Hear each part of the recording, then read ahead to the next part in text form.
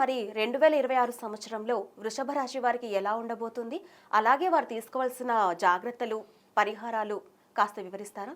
అలాగే వృషభ రాశికి ఇప్పుడు ప్రస్తుతం నుంచి అంటే మనం జనవరి నుంచి చెప్పుకుంటున్నాం ఫలితాలు. 2026 సంవత్సరంలో జనవరి 1 నుంచి జూన్ 1 వరకు ఇదే రాశిలో అంటే ఇప్పుడు సంచరిస్తూ ఉన్నటువంటి మిథున రాశిలోనే ఉంటున్నారు గురువుగారు. కాబట్టి చాలా అద్భుతమైన ఫలితాలు. శనిగారు కానీ రాహుకేతువులు కానీ ఇప్పుడే మారట్లేదు.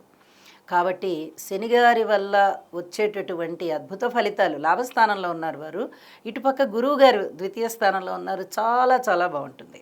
అంటే ఈ రెండు గ్రహాలని మనం ప్రధానంగా తీసుకున్నాం, చాలా బాగున్నాయి. కాబట్టి రాహు గారు దశమ స్థానంలో ఉన్నారు, చాలా బాగుంటుందని చెప్పడానికి లేదు. కానీ రాహు శనిగారి యొక్క సంచారం ఏ విధంగా ఉండి ఫలితాలు ఏ విధంగా ఇస్తారనేది రాహు ఫలితాలు అలాగే ఉంటాయి. శనివత్ రాహువు కుజవత్ కేతువు అని శాస్త్రంలో ఒక సూత్రం ఉంది. కాబట్టి శనిగారిలాగా రాహు ప్రవర్తించి మనకి ఫలితాలను ఇస్తారు. శనిగారు లాభస్థానంలో ఉన్నారు, అద్భుతమైన ఫలితాలు ఉంటాయి. రాహు యొక్క పరిస్థితి దశమ స్థానంలో ఉంది కాబట్టి అంత గొప్పగా ఫలితాలు ఇవ్వరు దశమంలో. కానీ శనిగారిలాగా ప్రవర్తిస్తారు కాబట్టి ఫలితాలు మూడొంతులు అయితే మనకి బాగానే ఉంటాయి.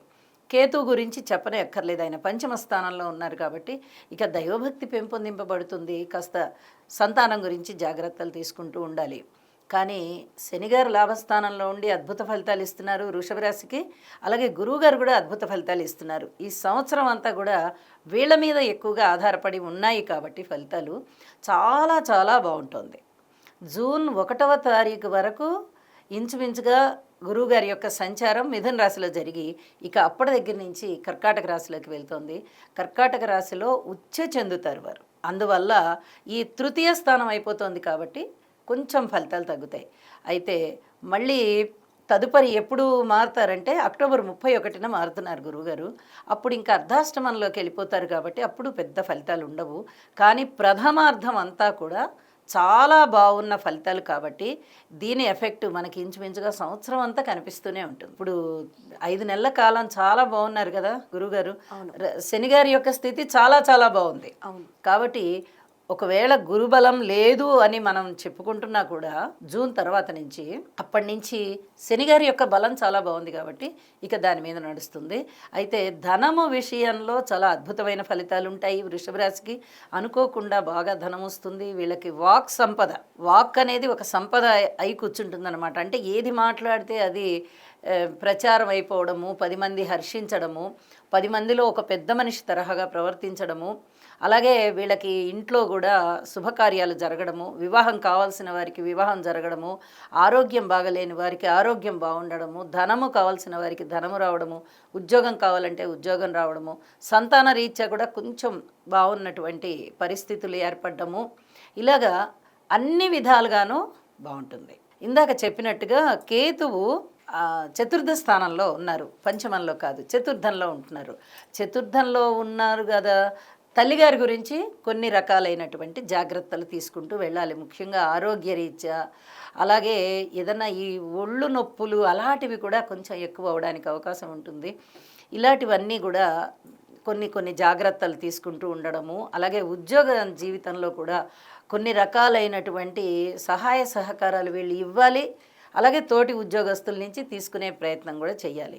అలాగా ఒక కలిసిమెలిసి ఉండే ఒక సుహృద్భావ వాతావరణంలో ఉండాలి. నేను ఇలాగే ఉంటాను అని కొంచెం మొండిగా ఉన్నట్టయితే ఉద్యోగ జీవితంలో ఆటంకాలు ఏర్పడతాయి. ఇలాంటివన్నీ కూడా కొంచెం జాగ్రత్తగా చూసుకుంటూ వెళ్ళాలి. మరి వీటికి ఏమైనా పరిహారాలు ఉన్నాయా అంటే, ఏమిటి పరిహారాలు అంటే కొంచెం మౌనంగా ఉండాలి. ఎప్పుడు మౌనంగా ఉండాలి? కర్కాటక రాశిలోకి గురువుగారు వెళ్ళినప్పటి దగ్గర నుంచి కొంచెం మౌనాన్ని పాటించాలి. అంటే జూన్ 1 నుంచి అనమాట. అప్పటి నుంచి కొంచెం మౌనాన్ని పాటించడం. మరి జూన్ 1 నుంచి అక్టోబర్ 31 వరకు కర్కాటక రాశిలో ఉంటున్నారు. ఆ తదుపరి సింహరాశికి వెళ్తున్నారు కదా. సింహరాశి అనేటప్పటికల్లా అది అర్ధాష్టమం అయిపోతుంది. కొంచెం ఇబ్బందులు ఉంటాయి అక్కడ, జాగ్రత్తగా ఉండాలి. ఏదైనా ధనము పెట్టుబడి పెట్టే విషయంలో ఇది పెట్టాలా వద్దా 1కి 2 సార్లు ఆలోచించుకోవడము, అప్పుడు ఉన్నటువంటి దశ అంతర్దశలు వాళ్ళ జన్మజాతకంలో ఎలా ఉన్నాయో చూసుకోవడము, ఇలాంటివన్నీ చేసుకుంటూ ముందరికెళ్ళాలి. చూసుకుంటూ లేని పక్షంలో డబ్బు పోయే అవకాశం ఉంది. ఇలాంటివన్నీ కూడా జాగ్రత్తలు పాటించుకుంటూ వెళ్ళాలి. ఔషధ సేవ అవసరం అవుతుంది. అలాగే గురుగ్రహ స్తోత్రాలు పఠించుకోవడము, గురువులకి సేవ చేయడము, పెద్దలకి సేవ చేయడము, ఆశ్రమాలకు వెళ్ళడము, అలాగే ఆశ్రమానికి సేవ చేయడము, ఏదైనా ఆలయానికి వెళ్ళినప్పుడు ఆలయ సేవ చేయడానికి వీళ్ళు సన్నాహం చేసుకోవడము, ఇలాగ చేసినట్లయితే చాలా వరకు ప్రశాంత జీవితం వస్తుంది.